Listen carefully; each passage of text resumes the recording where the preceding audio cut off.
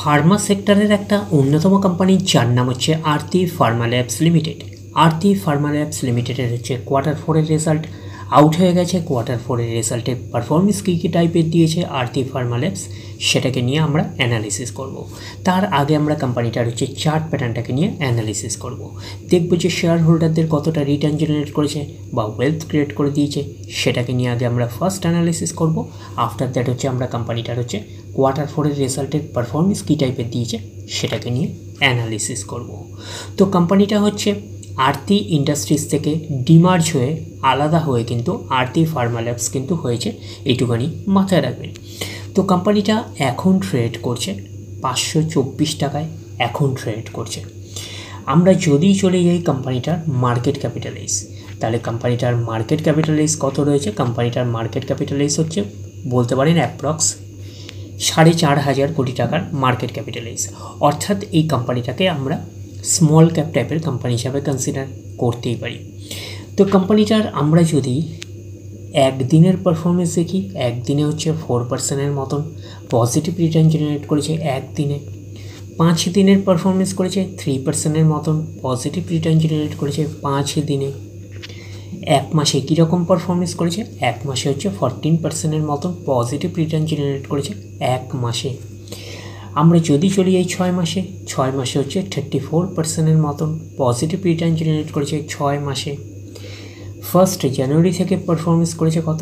4%-এর মতন positive return generate করেছে 1 জানুয়ারি থেকে। আমরা যদি চলে যাই এক বছরে, দেখি কীরকম পারফরমেন্স করেছে। এক বছর হচ্ছে 38%-এর মতন পজিটিভ রিটার্ন জেনারেট করেছে এক বছরে। তো ন্যাচারাল ব্যাপার, আমরা জানি যে শর্ট টার্মে সেভাবে ওয়েলথ ক্রিয়েট হয় না স্টক মার্কেট থেকে। যত লং খেলবেন স্টক মার্কেটে তত হচ্ছে ওয়েলথ ক্রিয়েট হয়। বাট এই কোম্পানিটা কিন্তু শর্ট টার্মে অর্থাৎ এক বছরে একটা ডিসেন্ট টাইপের পারফরমেন্স করেছে। আমরা এইটুকুনি বলতে পারি 38%-এর মতন পজিটিভ রিটার্ন জেনারেট করেছে এক বছরে অর্থাৎ শর্ট টার্মে। তো এখন দেখার বিষয় কোম্পানিটা কি লং টার্মে ভালো পারফরমেন্স করেছে, লং টার্মে কি শেয়ার হোল্ডারদের ওয়েলথ ক্রিয়েট করে দিয়েছে, সেটাই কিন্তু এখন আমাদের দেখার বিষয়। বাট কোম্পানিটা কিন্তু বেশি দিন হয়নি লিস্টেড হয়েছে। তো কোম্পানিটা লিস্টেড হয়েছে যদি আমরা দেখি, তাহলে কবে লিস্টেড হয়েছে? 2023-তে লিস্টেড হয়েছে। তাহলে 2023 থেকে এখনও অবধি রিটার্ন জেনারেট করেছে 102%-এর মতন পজিটিভ রিটার্ন জেনারেট করেছে অল টাইম বা ম্যাক্সিমাম। 2023 পরে 24, তার মানে এক বছর কমপ্লিট হয়েছে। ফেব্রুয়ারির পরে হচ্ছে মার্চ, এপ্রিল, মে, 1, 2, 3, তার মানে হচ্ছে আমরা বলতে পারি এক বছর 3 মাস হয়েছে কোম্পানিটা লিস্টেড হয়েছে। তো ম্যাক্সিমাম চার্ট প্যাটার্নটাকে এখন অবধি আমরা ডিসেন্ট হিসেবে কনসিডার করতে পারছি না, যেহেতু কোম্পানিটার বেশি দিনের ডেটা হিস্ট্রি অ্যাভেলেবেল নয়, শুধুমাত্র 1 থেকে 1.5 বছরের ডেটা হিস্ট্রি অ্যাভেলেবেল। বাট এইটুখানি বলতে পারি যে 1 থেকে 1.5 বছরের পারফরমেন্স হিসাবে কিন্তু একটা ডিসেন্ট টাইপের পারফরমেন্স করেছে, হিউজ ওয়েলথ ক্রিয়েট করে দিয়েছে। আমরা এইটুকুনি বলতে পারি ইনভেস্টমেন্টকে কিন্তু ডবলের বেশি করে দিয়েছে। 100% মানে ইনভেস্টমেন্ট ডবল, তো ডবলের অনেকটাই বেশি করে দিয়েছে। তো 1 থেকে 1.5 বছরে, তো সেই হিসাবে কিন্তু একটা ভালো পারফরমেন্স করেছে, আমরা এইটুকুনি বলতে পারি।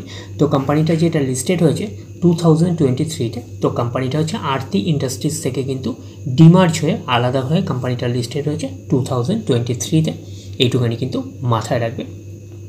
তো এখন এবারে আমাদের দেখার বিষয় কোম্পানিটার কোয়ার্টার 4-এর রেজাল্টের পারফরমেন্স কী টাইপের দিয়েছে। তাহলে আমরা চলে যাচ্ছি কোম্পানিটার কোয়ার্টার 4-এর রেজাল্টে। আমরা চলে আসলাম কোম্পানিটার হচ্ছে কোয়ার্টার 4-এর রেজাল্টের পিডিএফ ফাইলে। আগে আমরা আমরা দেখে নেব কোম্পানি ডিভিডেন্ড ডিক্লেয়ার করেছে নাকি, এটাকে আগে আমরা দেখে নেব। তো এখানে লেখা দেখতেই পাচ্ছেন রেকমেন্ডেশন অফ ফাইনাল ডিভিডেন্ড 1 টাকা করে কিন্তু ফাইনাল ডিভিডেন্ড রেকমেন্ড করেছে। তো ফাইনাল ডিভিডেন্ডের ক্ষেত্রে কিন্তু শেয়ার হোল্ডারদের অ্যাপ্রুভালের প্রয়োজন হয়, এটুখানি মাথায় রাখবেন। তো ফাইনাল ডিভিডেন্ড 1 টাকা করে কিন্তু রেকমেন্ড করেছে। এইবারে আমরা চলে যাব কোম্পানিটার হচ্ছে কোয়ার্টার 4-এর রেজাল্টে, দেখব যে কোয়ার্টার 4-এর রেজাল্টের পারফরমেন্স কী টাইপের দিয়েছে। তো আমরা কত নাম্বার পেজে পাচ্ছি? 8 নাম্বার পেজে পাচ্ছি কোয়ার্টার 4-এর রেজাল্ট। তো আগে আমরা আমরা দেখে নেব যে সিকোয়েন্সগুলো ঠিকঠাকভাবে সাজানো রয়েছে নাকি, এটাকে আগে আমরা দেখে নেব। এটা এই কোয়ার্টার মিনস হচ্ছে কোয়ার্টার 4, এটা হচ্ছে প্রিভিয়াস কোয়ার্টার, আর এটা হচ্ছে 1 বছর আগে। তাহলে সিকোয়েন্সগুলো ঠিকঠাকভাবে সাজানো রয়েছে, আমরা এইটুকুনি বলতেই পারি। এইবারে আমরা দেখে নিই যে অ্যামাউন্টগুলো কিসে দিয়েছে। অ্যামাউন্টগুলো কিন্তু ল্যাক্সে দিয়েছে অ্যামাউন্টগুলো। এইবারে আমরা চলে যাব কোম্পানিটার হচ্ছে টোটাল ইনকামে।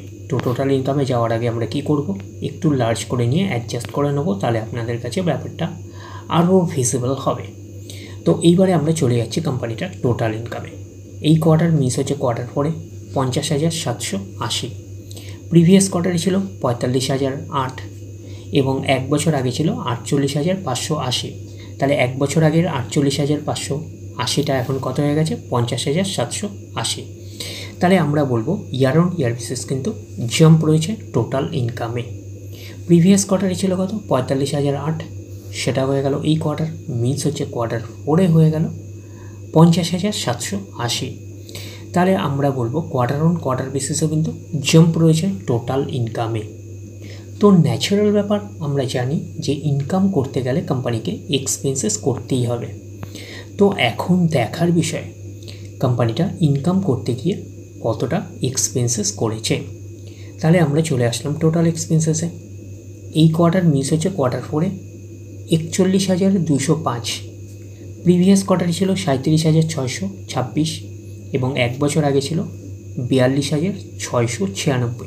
তাহলে এক বছর আগের 42,696টা এখন কত হয়ে গেছে, 41,205। তাহলে আমরা বলবো ইয়ার অন ইয়ার বেসিস কিন্তু ডাউন পারফরমেন্স করেছে টোটাল এক্সপেন্সেসে।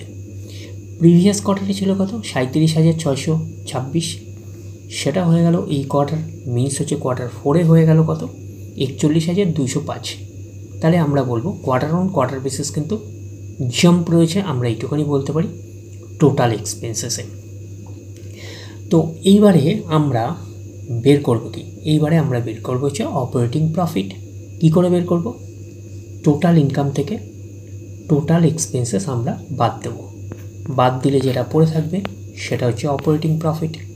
টোটাল ইনকাম পেয়ে গেছি, টোটাল এক্সপেন্সেস পেয়ে গেছি, টোটাল ইনকাম থেকে টোটাল এক্সপেন্সেস বাদ দিলে পড়ে থাকছে অপারেটিং প্রফিট। অর্থাৎ আপনারা বলতে পারেন profit before exceptional items and tax. তাহলে পাচ্ছি কি, এই কোয়ার্টার মিস হচ্ছে কোয়ার্টার 4-এ 9,575, প্রিভিয়াস কোয়ার্টারে ছিল 7,382 এবং এক বছর আগে ছিল 5,884। এক বছর আগের 5,884টা এখন কত হয়ে গেছে, 9,575। তাহলে আমরা বলবো ইয়ার অন ইয়ার বেসিস কিন্তু ম্যাসিভ জাম্প রয়েছে অপারেটিং প্রফিটে। প্রিভিয়াস কোয়ার্টারে ছিল কত, 7,382, সেটা হয়ে গেল এই কোয়ার্টার মিস হচ্ছে কোয়ার্টার 4-এ হয়ে গেল 9,575। তাহলে আমরা বলবো কোয়ার্টার অন কোয়ার্টার বেসিসও কিন্তু ম্যাসিভ জাম্প রয়েছে অপারেটিং প্রফিটে। তো অপারেটিং প্রফিটটাই নিশ্চয়ই কোম্পানির মেন প্রফিট নয়, তারপরে বিভিন্ন অ্যাডজাস্টমেন্ট যদি থাকে সেগুলো প্লাস মাইনাস হবে, গভর্নমেন্টকে ট্যাক্স পে করতে হবে, গভর্নমেন্টকে ট্যাক্স পে করার পরে কোম্পানির কাছে যেটা পড়ে থাকবে সেটা কোম্পানির ফাইনাল প্রফিট বা নেট প্রফিট হিসাবে আমরা কনসিডার করতেই পারি। তাহলে আমরা পাচ্ছি কি, তাহলে আমরা পাচ্ছি নেট প্রফিট। তাহলে আমরা পাচ্ছি নেট প্রফিট, অর্থাৎ net profit from ordinary activities after tax, বা এটাকেও আপনারা ধরতে পারেন net profit for the period. এটাকেই নেট প্রফিট বলতে পারি, এটাকেই আমরা ফাইনাল প্রফিট বলতে পারি। এই কোয়ার্টার মিস হচ্ছে কোয়ার্টার 4-এ কত আছে, 6,525, প্রিভিয়াস কোয়ার্টারে ছিল 5,276 এবং এক বছর আগে ছিল 4,287। তাহলে এক বছর আগের 4,287টা এখন কত হয়ে গেছে, 6,525। তাহলে আমরা বলবো ইয়ার অন ইয়ার বেসিস কিন্তু ম্যাসিভ জাম্প রয়েছে নেট প্রফিটে। প্রিভিয়াস কোয়ার্টারে ছিল কত, 5,276, সেটা হয়ে গেল এই কোয়ার্টার মিস হচ্ছে কোয়ার্টার 4-এ হয়ে গেল কত, 6,525।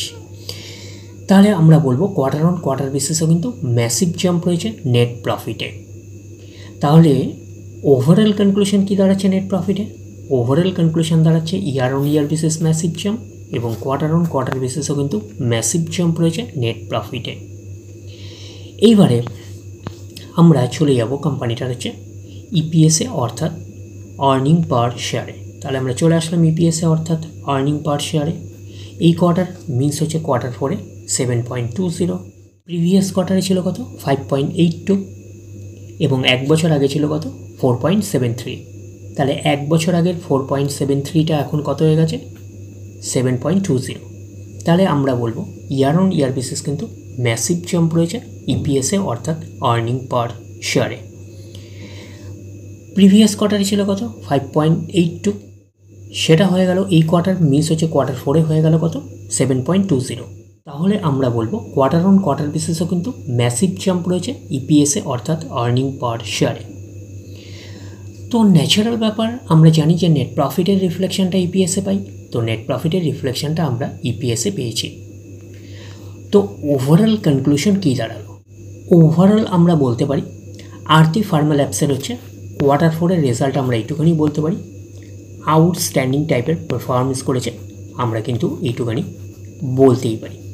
তাহলে ওভারঅল ভিউটা আপনাদের কাছে ক্লিয়ার। তাহলে এই অবধি, নেক্সট ভিডিওতে আবার আপনাদের সাথে আমার দেখা হচ্ছে। ধন্যবাদ।